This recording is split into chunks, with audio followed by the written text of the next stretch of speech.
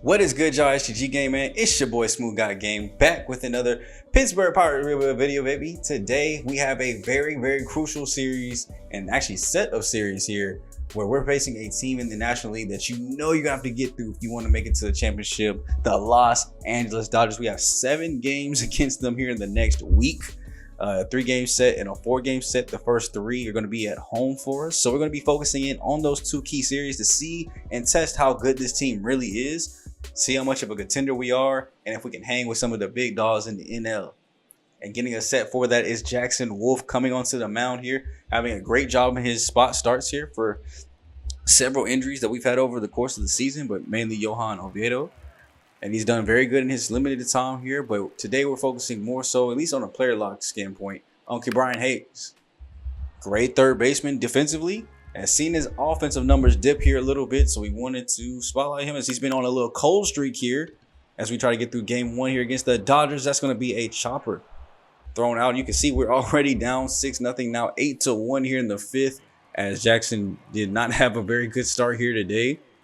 And it looks like we are set up to take an L here as Hayes is wheeling and dealing. He's less than 50 pitches in through only 4 innings of work. As I didn't even get a chance to greet you guys before we got into this action here today. That's going to be a ball down the line. This will go up and get it up against the corner. We got to go for 2. I mean, we're down 8-1. Why not try it and be risky as we are in there sliding in safely?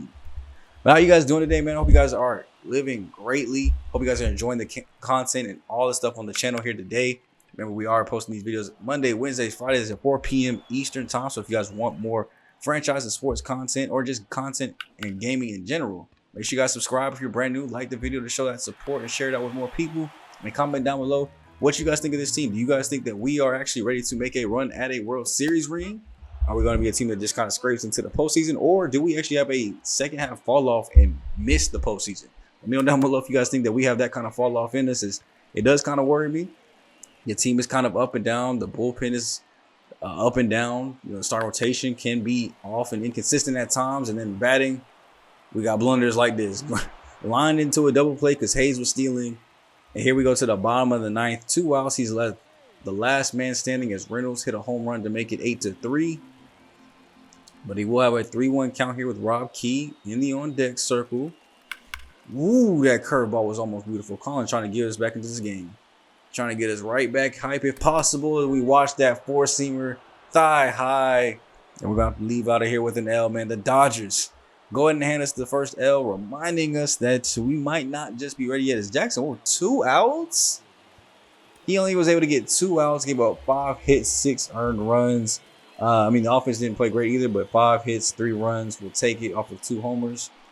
But Jackson Wolf wasn't even able to get out of the first inning, gave up 5 hits and a walk for 6 earned runs. Jordan Hicks came in and gave up 7 more hits to give up 2 more runs of his own through 5 1/3. So this ball game got out of hand quick.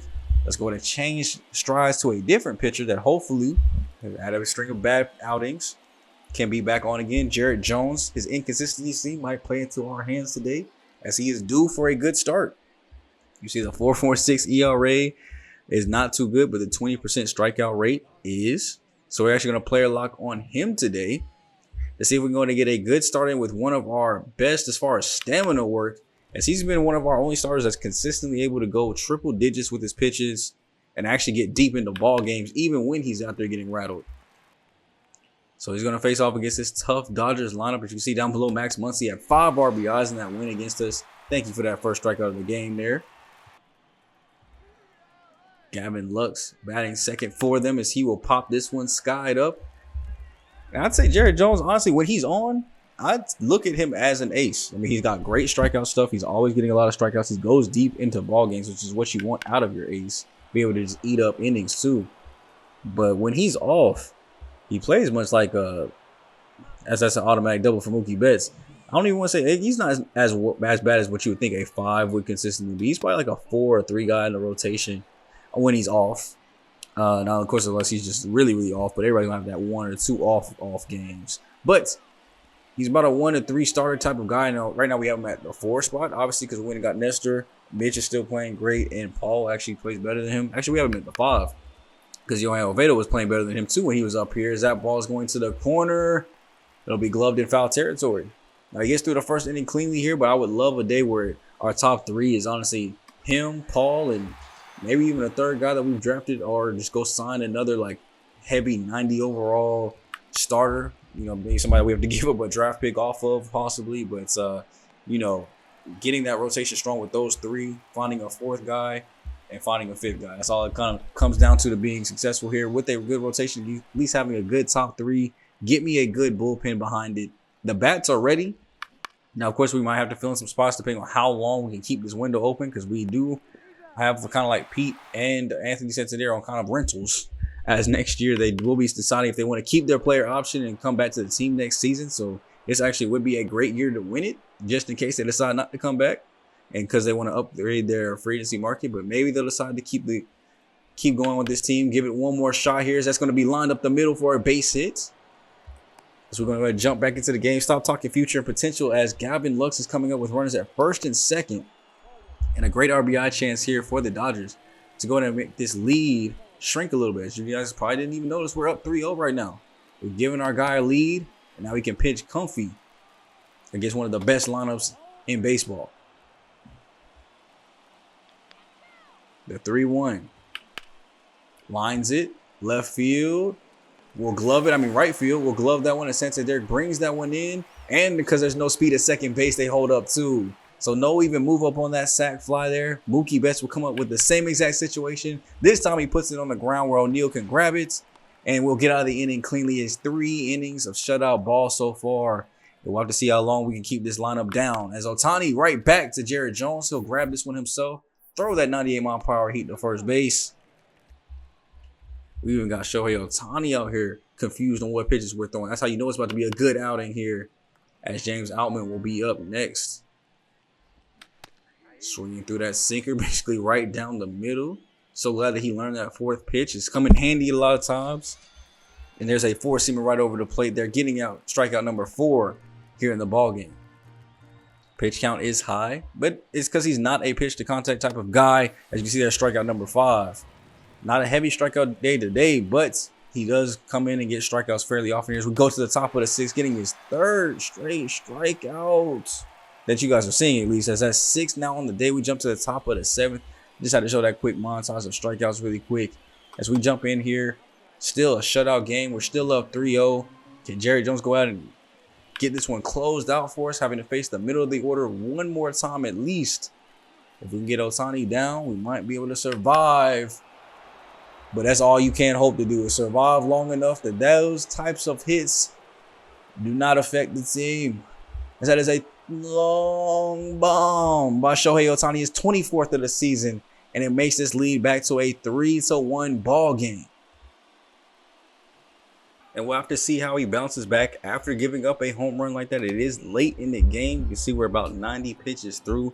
So you know the stamina got to be low at this point. And when your stamina low and you just get teed off on, things can go bad, especially when you're young, you don't know how to handle it. Now, thankfully, though, this one just gets up right into a glove. That was still a hard hit, though. We want to keep these away from bats if possible. And, of course, he's not going to listen. Will Smith, deep to center field. Thankfully, that's the deepest part of the park, and it will stay in. And then Max Muncy, he's at a 1-2 count as well. Can we get him up out of here? He'll pop this one up to the opposite field. We were in the shift, so it's actually going to get down 4 extra bases there.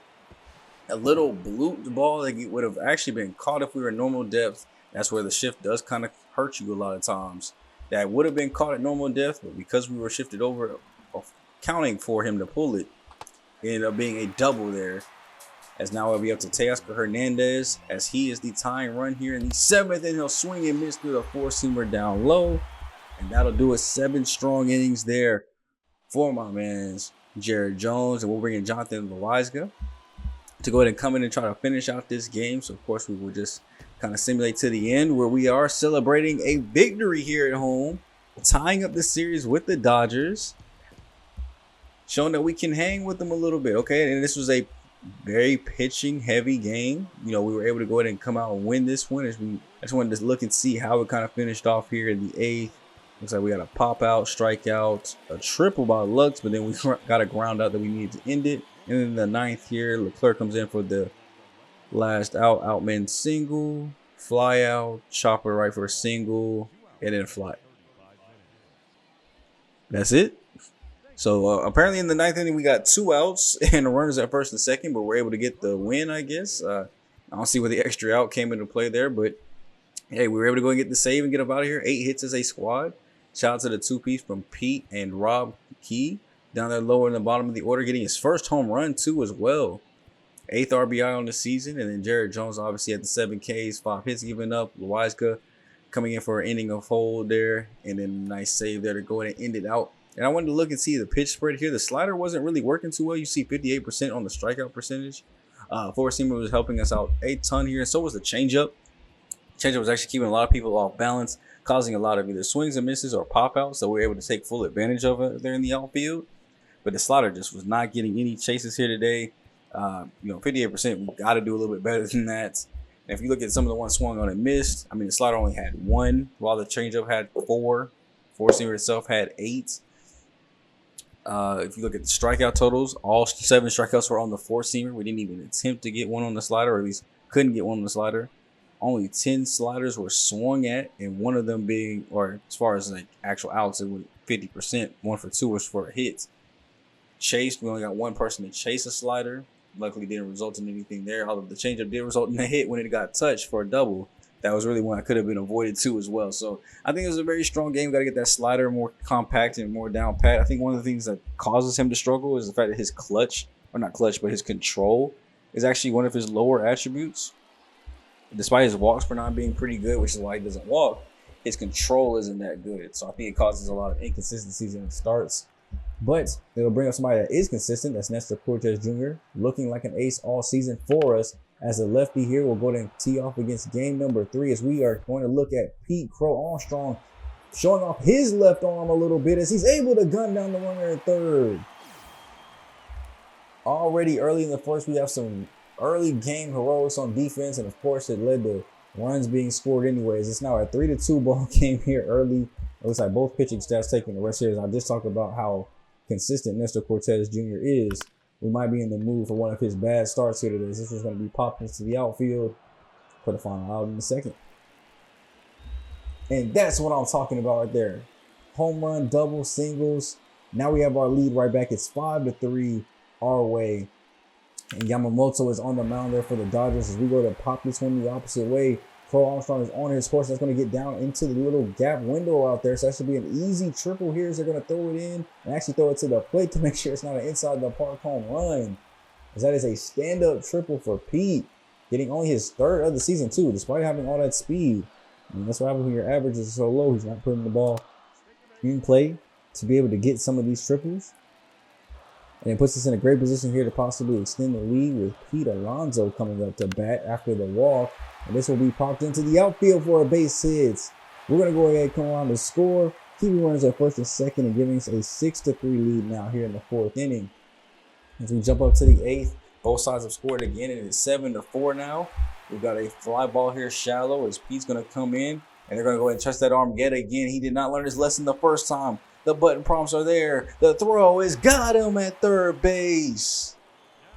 I gotta say, I do love the new throwing arcs now out there. It's like a little mini game. It makes it a little bit harder to actually work it. And you can tell the difference here. We'll come back to defense in a second. We got a cannonball. 2-run home run. We switched to full game control here as we are late in the game. Henry Davis hits a absolute bomb out to left field. His 11th of the season. I just wanted to come in and get the save situation to end out game number 3, because why not? And he ends up making it not one, as we have Jonathan Loizaga still on the mound here from the 8th. He's just going to go ahead and get these last 3 outs and close it down. But back to what I was saying about defense, I feel like it makes it a little bit harder because obviously you can tell that their actual ratings matter with that one. You know, if they're better at defense, they have less button prompts or a little bit slower of a timer there. You don't just have to worry about getting it in the circle, you know, pushing R2 and getting lucky, because that's what I be doing a lot of times. You swing that thing in there, just hitting R2 as soon as it looks like it's in there. That's why you might see me make an error like once or twice. But with that one, there's no messing up. You got to read the buttons. You got to hit the button prompts as fastly as possible. And like I said, the better you are defense, the less prompts or the slower the wheel moves. So still less ratings matter while showing off a little bit of, fun in the field. So another way to make the game just a little bit more fun here as we come down to the Dodgers last out. Trey Sweeney will be down to his final strike, actually, after fouling that one off into the seats. It is 0-2. As he is their last hope, and he chops us on the ground. Rob will come in, make the easy throw to first. And that is a series victory against the Dodgers. If this were a postseason series, if this were a wild card matchup, we would have just beat the Dodgers and moved on to the next round. Keep that in mind. Now, of course, we have 4 more games against them on the road in LA. So it's almost exactly like a playoff series. With them having home field advantage, they'll have 4 games at home. We have 3 games on the road. We managed to walk away 2-1, so we'll have to see what they do for theirs. I mean, it's almost set up exactly like a postseason series here. The first 2 games of the home set for them will be the first 2 games. These are the middle 3. And then we'll have 2 more at home if we can make it happen. But shout out to the offense, man. 11 hits total. A lot of home runs coming in. Julian Cortez hitting home run number 19 of his rookie career. You see RBIs. He got 2 more to go up to 48. Pete Alonso still just ahead of him at 49. And Anthony Santander tied with him at 48. And then Cortez, 5 1/3, 4 earned. Not a great start. ERA does jump above 2. But enough to get a dub. And Johan Oviedo is finally off of injury. He is back in the rotation. And after the last start that he had just had, yeah, he's taking over for Jackson Wolf's spot. We did not forget about that that Monday night game. And now with him taking over that spot, though, he will not play against the Dodgers series. He'll play the Braves. So we'll come back to that here in a second. After we look at scouting here, we're coming down to the last 3 weeks or so. Got another interesting prospect here at second. No secondary position, so he can't play third. But good contact, good vision, and great speed for Yusniel Garcia. That's number 6 on the board. Could be a potential option at 9-4 if starting pitchers start to fly off. And then here at shortstop, once again, can't play third, but has good contact speed and a good defender. At spot number 39, could look to be maybe our second first-round option. We have 3 first-round picks at 9, 31, and 35. He could be pick number 31 for us if he's still there. Now, of course, we're looking at other potential people here because we're looking for somebody to actually play third base is the main thing we're looking for. So we need to find somebody that has that secondary position here because the third baseman in general were not that good. Now, so we'll focus on second baseman on the central because that seems to be the best area. Get a look at Kevin Naylor there for some corner outfielders and keep the starting pitchers rolling. As we go ahead and jump in here to Johan Oviedo's first start since April, I want to say. I think that's when he got his big injury, April or May. So his first start since the beginning of the season. And we'll look to see if that arm was refreshed and warmed up and as good as it was to start the year. He had an ERA in the 2s. He was at a 2-1 record. Had a lot of, I think 3 of his starts were quality out of the 4. Definitely want to take a look here and see. And look down below. I actually didn't even notice this was there. They have a mock draft going across the bottom. And at least right now they got us mocked to go get Francisco Velez. So I have to keep that in mind when draft time comes around to see where he actually goes and see if he's actually anybody that's actually on our radar. Now, that is pretty interesting, though. I think that's one of the first time I've noticed that they've done a mock draft at the bottom. Because obviously you don't get to just go to a mock draft screen like it's Madden or anything. So the fact that it comes down there on the little ticker, bro, their ticker is undefeated for the things that they show on those and the stats they're able to keep and information that you can actually learn about your own series from just looking down at the bottom of the news. So I think that's the way all the games should be played. Honestly, 2K, Madden, go ahead and catch up to that ticker. But here we're going to get back into the start because we have a little bit of a critical situation here. Runners are now at the corner thanks to Ronald Acuna Jr. with still only 1 out. So there's a great chance here for a double play possibly. Olsen watching that in on the hands there for ball number 3. Chops his four-seamer on the ground, but it will get past the second baseman. That's where you kind of hate those, the game is so run on percentages and what could possibly happen that you got to move into double play depth. And if they were a normal depth there, that could have been a double play. It does definitely suck there. And then there goes a strikeout there that we do need on Albies to finally get the first strikeout of the game, but also maybe limit some of the damage here because now any out will work to get us out of this inning. And we'll take a strikeout. 12-6 gets him swinging. As we'll go ahead and head out to the second inning, we are player locking on Johan Oviedo, so hopefully the offense can kind of score a couple runs here for us. 1 run is not bad. 1 run early is kind of troublesome, but that's going to be a fly ball popped out to left field for the easy catch. And then here with a 3-1 count to Orlando Arcia. He'll pop this one out to left field. This one should be easily able to get underneath. Possibly, no. Solo home run into the bullpen. Did not see that one coming at all. It looked like we were going to be able to get there, and then it just kept going and going and going. And next thing you know it's out of the park. We're climbing the fence and watching it never return again. Like those bars really quick, but let's go ahead and jump back into Oviedo, trying to bounce back. Hopefully this doesn't come into a worrisome start where we have to dig into the bullpen early, but 2 runs once again is nothing to our offense. As long as we can keep it at 2, I'm still not afraid of us making a comeback here, especially because actually in this game too as well, the Braves have a rookie starting pitcher making his MLB debut. So we should be jumping all over that on the offensive end if possible. Hopefully he's not actually like that. The runners are at first and second here for the Braves. This is going to be chopped over to first base. Easy play there by Pete Alonso to throw it over and come back for it himself. And that's a nice, easy 3-6-3 double play.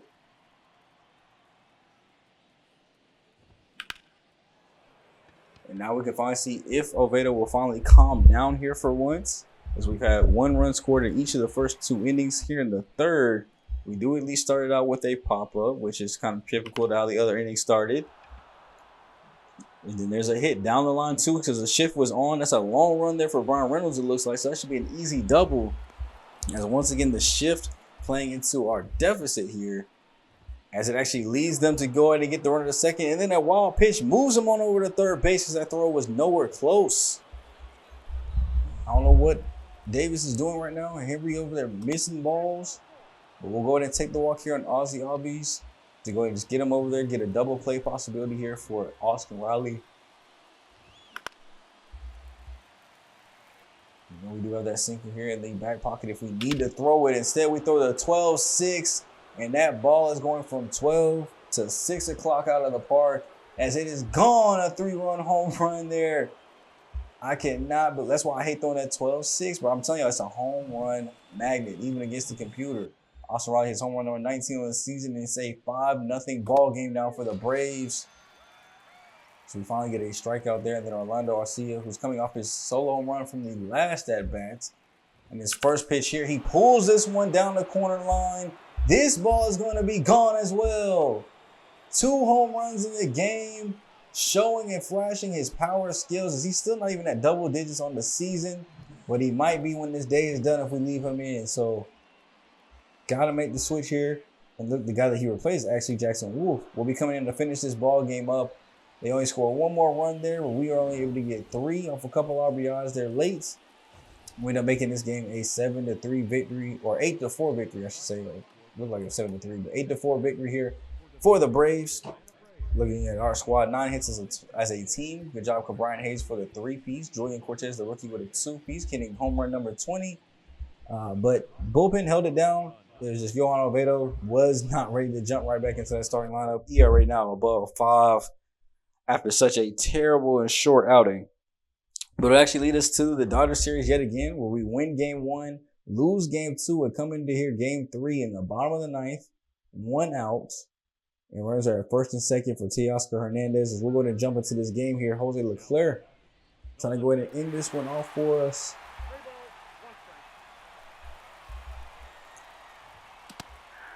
Leclerc has been a very good closer since we were able to acquire him. I'm glad we've had him here as a placeholder. Now we do have a young closer too, that's looking like he could be ready to come up here and close major league games for us here soon. But we need Leclerc to go ahead and finish up this game like we need to finish up his contract. 2-2 pitch here, and this is going to be a liner. That'll get down in the gap. Schneider is the one on center field. Does he have enough arm to get this in? He will hop, step, and throw it off balance. The throw is going to come into the plate, and it will not be in time. It's a bases clearing, game-winning 3 RBI double. And Leclerc, of course, will be charged with the L for this one, giving up those 3 runs there in the 9th. We could have walked out here with a victory. Shout out to the offense, at least getting it done, scoring a lot of runs there. If we had this production yesterday, probably would have been a different story. But we had the production when we had it, and unfortunately led us getting an L there. So that's so far a loss. And actually, if this really were like the World Series, this would actually be a perfect timing. We won game 1, lost game 2, lost game 3, won 4 and 5, so we're up 3-2. Just lost game 6, and this would actually be game 7. Tyler Glass now on the mound for the Dodgers. 2.6 ERAs looked very strong for them. We'll have to look to see if we can get our bats going against the strikeout master here. 25.7% strikeout rating. And Henry Davis still in the leadoff spot for us as we're going CPU versus CPU gameplay style for this one too as well, you guys. You know, I've been bringing this back a little bit more often. You guys did say that you liked it, so hope you guys do enjoy it. Here, if you guys still want to continue to bring more of it, let me know in the comment section. We still definitely will. Or if you think it should be saved for postseason play only, let me know that too as well, as that's going to be a pop out to left field. To go to get this game started, Brian Reynolds will be up next 2-2, swinging through the upstairs heat there as it'll touch 97. And then Pete Alonso right after him, 289 on the year. Will only be going down like that 12-6, as that is a strikeout there on him. And we have Paul Skeens. Yeah, I learned how to say it right now. 16 games started this year. Still been up and down, but has had a lot of strikeouts, has had a lot of progression. I think it looks like a very strong 3 candidate here in the rotation with what we have building around him.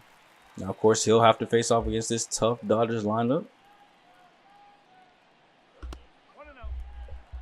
I actually think he would have faced off against them, I think, in the last series too, at home. I think he was the first pitcher that went up against them. So facing against them for the second time here, as we'll hope this one can go a little bit better, as he did lose game 1. As that'll be an automatic double that bounces over that short wall out in right field. Very easy to kind of just step over that and bring it back into play if I wanted to. So James Outman will be up next, and he'll check his swing. It hits off the back elbow, but after he swung, so they're going to give the strikeout to Paul. And that runner is at second, so we want to try to keep him there. So that's a good ground ball over to third base. Going to get the out that we need. And then Shohei Ohtani will be up next with a 1-1 count, as he flies this one out to right field. Going back towards that short porch again. It will be gloved in on the warning track. Now, we jump ahead here to the bottom of the third, as Paul has been looking very strong to start off the game here. Getting a strikeout there off of the 8-hitter, Trey Sweeney here. Flying this one out to left field. This one will bounce down and get over the wall for an automatic double. Thankfully, no triple. And we have a simple situation here like the first inning. We just need to go ahead and get 2 more outs here, and we can walk out of this one cleanly as well. So it's going to get chopped on the ground past the first baseman. It's going to go all the way back and be a slow roller that won't even touch the wall, but it will score the very first run of the ball game, as it's now 3-1 Dodgers. And actually the runner, Lane Thomas actually makes it over to third base on the slow roller. He must have a lot of speed if he was able to make it on that type of ball. As we do get James Outman looking there for strike number 3. And then back to Mookie Betts here, 1-2. Pops this one out to left field. We're going to go ahead and head back forward. The leap will not be in time. It'll be the second run for the Dodgers here. So this throw's going to have to come in quickly. It will. And keep Betts over at second base. Bringing up Shohei Ohtani to do some damage here. Runner at second base. He could be clutch for him if he wants to. He must not want to, as that's going to be a liner right to first. Pete making the play over there. And we're able to go ahead and settle things down finally. Keeping it just a 2-0 ball game. So as soon as the offense wants to wake up, we could still make this a ball game here, as we're in the bottom of the 5th inning. That's a sky ball out to right field. Are we going to be able to glove this one at the warning track? It will be caught in.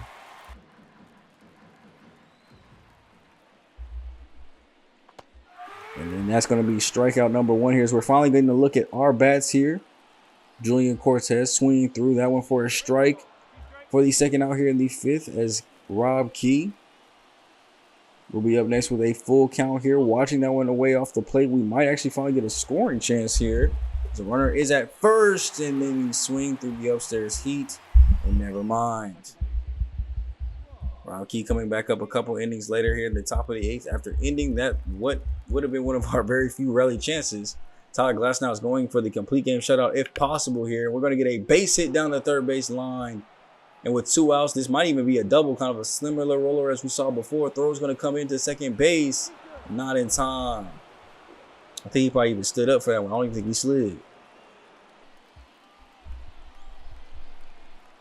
And here, 2 outs still. We have Pete Crow Armstrong trying to do something here at the bottom of the order to turn things over to the top half. This is going to be a liner out to the left field. It'll get down in front of him for a base hit. The throw's going to come into the plate. We're actually going to test it. And man, I'm glad that throw was inaccurate, because it would have been out by a mile. Thankfully, we forced it, though, and the throw was offline. we're able to go ahead and get at least one run back here off Tyler Glass. Now he's going to have to be pulled out of the ball game here. So very strong outing though, 7 2/3 innings of work. They're going to bring in Brutusar Gratterall, as we are very familiar with him with a Tiger series. He did help us out quite a bit, but it's also there's a couple of times where he had that 6 ERA and was our downfall in the bullpen. Hopefully it can be the downfall for the Dodgers today, and that's what we like to see.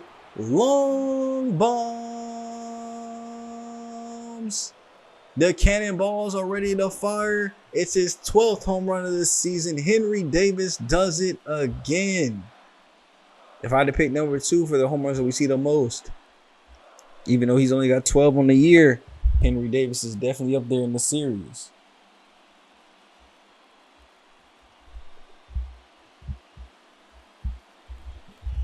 And now that gives us a 3-2 ball game lead here as Jonathan Loaiza is on the mound for us. We no longer have our starter in the game. He's in a pretty long battle here. 10 pitches deep here with 2 outs in the bottom of the 8th. Gets a liner there. It'll go just past the first baseman.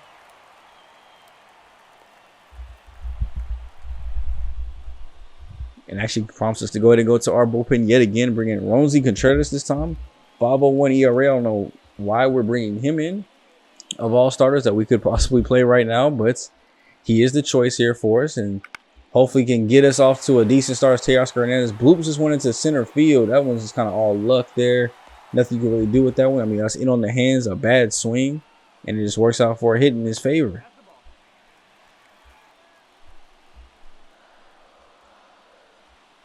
Mitch Garver now with runners at first and second. He delivers an absolute moonshot. Taking back his home stadium, he says, anything you can do, I can do better. I need the 3-run home run, not the 2-piece, as it'll actually extend or give them their lead right back.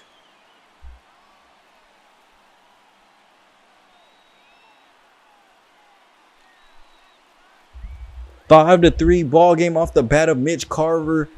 Roansy Contreras, I don't know what he was thinking throwing that pitch, but now they'll bring in their closer, Evan Phillips, who is 18 for 18 on the season, a perfect save rate. And all he has to do here is look to just get 3 more outs, and he can call it a good day. First man up will be Anthony Santander, as we do have 4, 5, and 6 set to do up for us.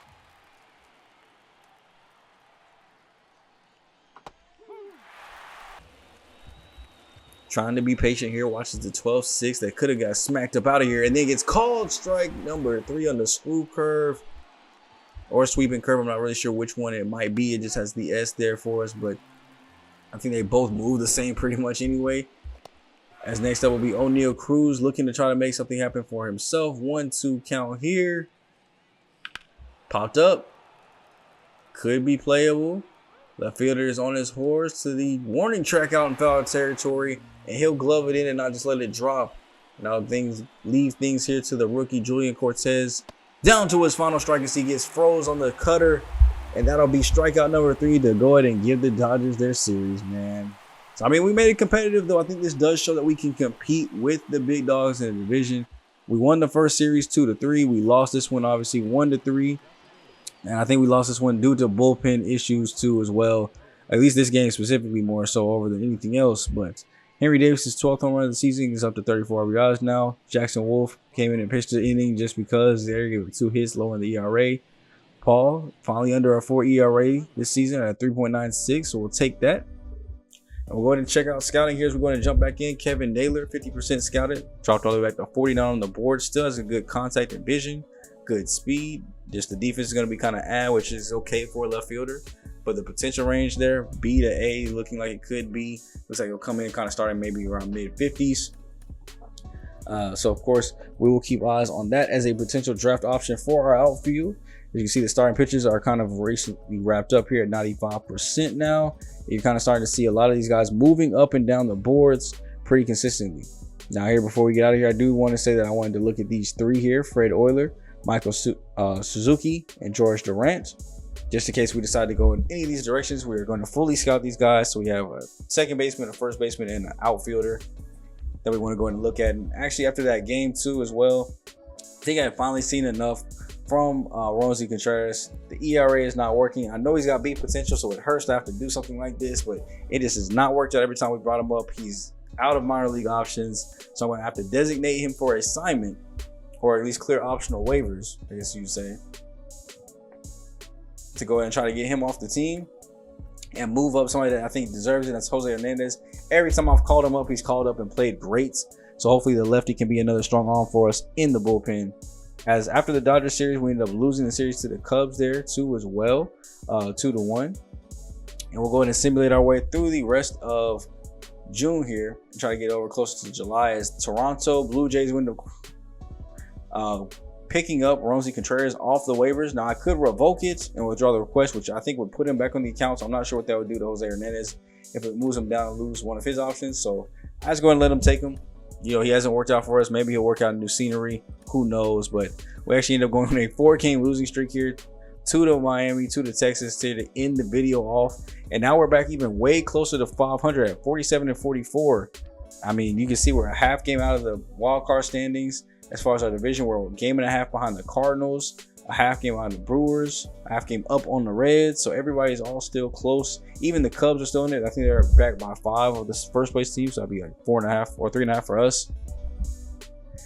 But we finally get the scouting reports back on some of these guys. Fred Euler actually moves up to 37 on the board, despite looking pretty average in all his stuff, even in the future.